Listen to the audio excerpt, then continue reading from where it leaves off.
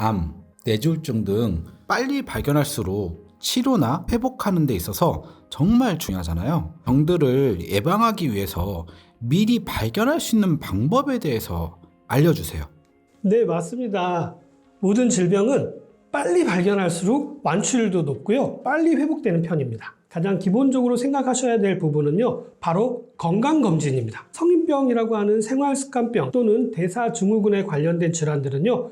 교통사고처럼 확 하고 발생되는 것이 아니기 때문입니다. 그러나 여기서 아주 중요한 부분은요. 건강검진에서 특별한 문제가 없다고 해서 내 몸 전체가 건강한 상태 100점이다 라고 생각하는 건 잘못됐다라는 사실이죠. 우리 몸에서 일어나는 일들은요 5만 가지가 넘을 겁니다. 검사로 알아보는 내용은요 수십 가지에 불과하기 때문이죠. 그렇다고 해서 건강검진이 필요 없다라는 의미는 아닙니다. 건강검진상에서 문제가 있다면은 우리 몸에는 반드시 문제가 발생된 상태이기 때문입니다. 40대 이상 되신 남성분들은요 건강검진을 하게 되면은 꼭 어떤 질병이 발견될 것만 같아가지고 피하신다고 하시더라고요. 작년 건강검진 때 혈당이 좀 높은 편입니다. 혈압 관리를 하셔야 할 것 같습니다. 건강을 위해서 운동 좀 하셔야겠네요. 이런 이야기를 들은 터라서 왠지 건강검진을 하게 되면 올해는 뭔가 질병이 딱 하고 나올까 봐서 아예 건강검진을 안 하시는 분들이 계시는데요. 그러시면 절대로 안 됩니다. 현재 나의 건강 상태를 아셔야만이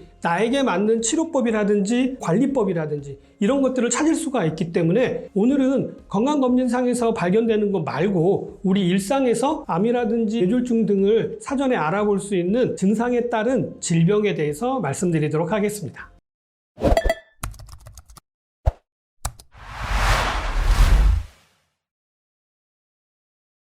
우리 몸은 너무 정직해서요. 어떤 문제가 발생하게 되면은 미약할 때도 있고 느리게 나타날 때도 있지만요. 반드시 신호를 보내고 있다는 사실을 꼭 기억하셔야 합니다. 많은 분들이 이 신호를 무시를 해버린다거나 알아차리지를 못해서 큰 병을 얻게 되기 때문입니다. 어찌되었던 간에 본인 건강은 누가 챙기셔야 돼요? 본인이 챙기셔야 하기 때문입니다. 아무리 한국은행에 돈이 많다고 해도 내 지갑에 들어오지 않으면 의미가 없듯이 아무리 제가 여기서 많은 정보를 드려도요 체크해 보지 않거나 실천해 보지 않으시다면요 이 방송을 들으시는 분들하고는 아무런 관계가 없다라는 사실을 꼭 기억하시기 바라면서 먼저 체크해 보시되 너무 염려하셔서 건강 염려증에 걸리지는 마시고요. 조금 의심된다 싶으시면 병원 검진을 통해서 확인하시고 아니시라면 확 털어버리시는 것도 아주 좋은 방법이 될 수 있겠죠. 이야기하셨던 것처럼 저도 건강검진을 무서워하거든요. 건강검진을 무서워하는 사람도 신경 쓰면 사전에 알 수 있는 암 증상이 있을까요? 눈을 통해서 알아볼 수 있는 암 증상에 대해서 말씀을 먼저 드리자면요. 한쪽 눈 동공이 다른 쪽에 비해서 작아진 경우라든지 한쪽 얼굴에는 땀이 나지만 다른 한쪽에는 땀이 나지 않는 경우라든지 한쪽 눈꺼풀이 처지는 안검 하수가 나타나는 경우에는요. 혼어증후군을 의심해 볼 수가 있습니다. 혼어증후군이라고 하는 것은요. 뇌와 눈을 연결하는 신경섬유가 파열되어서 나타나는 질병으로 종양이 원인이 되어서 발생될 가능성이 매우 큰 질환입니다. 비슷한 증상이 있지만 다른 곳에 암이 생긴 경우에도 나타날 수가 있는데요. 바로 폐암입니다. 폐의 가장 위쪽에 생성된 종양이 척추신경을 건드리게 되면요 얼굴에 있는 교감신경으로 이어져서 한쪽으로만 영향을 미치기 때문에 이러한 증상이 비슷하게 나타날 수 있는 것입니다. 얼굴이나 눈동자가 노란빛을 띠게 되면요 스타우퍼 증후군을 의심해 보셔야 합니다. 암 때문에 체내 담즙 분비를 조절하는 유전자 작용이 억제되면서 발생되는 증상으로요 간에서 배출되지 못한 담즙의 색소 성분이요 몸에 남아서 눈과 몸을 노랗게 만드는 황달 현상과 비슷한 것을 이야기하는 것입니다. 담도가 막혀서 나타나기도 하고요. 간염이라든지 간경화, 간암일 때도 나타나기도 하지만요.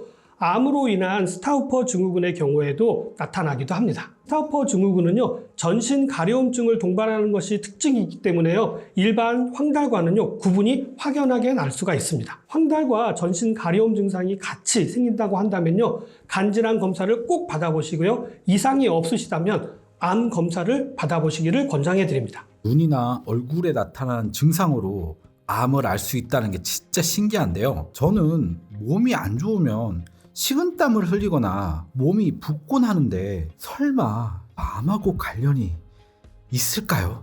땀으로 알아볼 수 있는 암 증상을 좀 살펴보면요.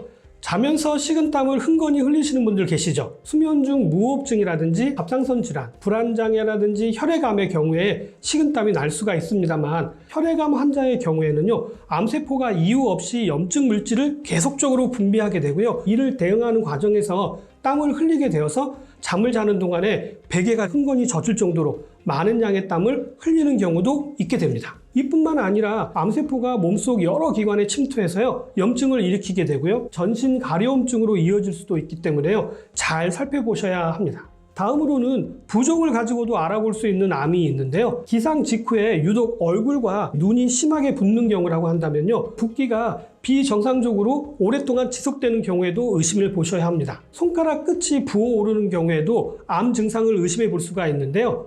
곤봉지 현상이라고 해서 손가락 끝이 곤봉같이 부종이 생기는 것을 이야기하는데요. 이렇게 손가락이 부풀어 오르는 경우에는요, 폐 질환을 의심해 볼 수가 있습니다. 폐에 이상이 생기게 되면은요, 우리 몸속에서 산소 유입이 원활하게 되지 않게 되는데요. 이때 산소를 전달하기 위해서 우리 손가락 끝에 모세혈관이 확장되면서 손가락이 붓게 되는 것입니다. 곤봉지인지 아닌지를 확인할 수 있는 방법은요, 양쪽 검지 손톱을 서로 이렇게 맞대어 가지고요, 손톱과 손가락 첫 번째 마디 요 사이에 다이아몬드처럼 사각형 모양이 만들어지면은요, 곤봉지가 아닌 것이고요. 사각형 모양이 보이지 않는다면요, 곤봉지로 의심하시고 병원에 가셔서 검진을 받아보실 것들을 권장합니다. 또 다른 부종으로 암이 발생하게 되면은요, 영양 상태가 나빠져서 혈관의 수분을 흡수 및 배출하는 단백질인 알부민의 생성이 줄어들게 되어서 부종이 나타날 수 있습니다. 그 중에 하지 부종을 호소하는 노인의 226명의 질환을 조사한 결과에요, 암이 무려 51.3%로 가장 많았다고 합니다. 암 환자는요, 여러 가지 질환을 복합적으로 가지고 있을 확률이 무척 높기 때문에요, 부종이 더 잘 나타날 수도 있다는 것이죠. 손가락이라든지 아니면 하체 쪽으로 부종이 있다고 한다면요, 꼭 건강검진을 받아보시기를 권장해 드립니다. 날씨가 추워져서 그런가요?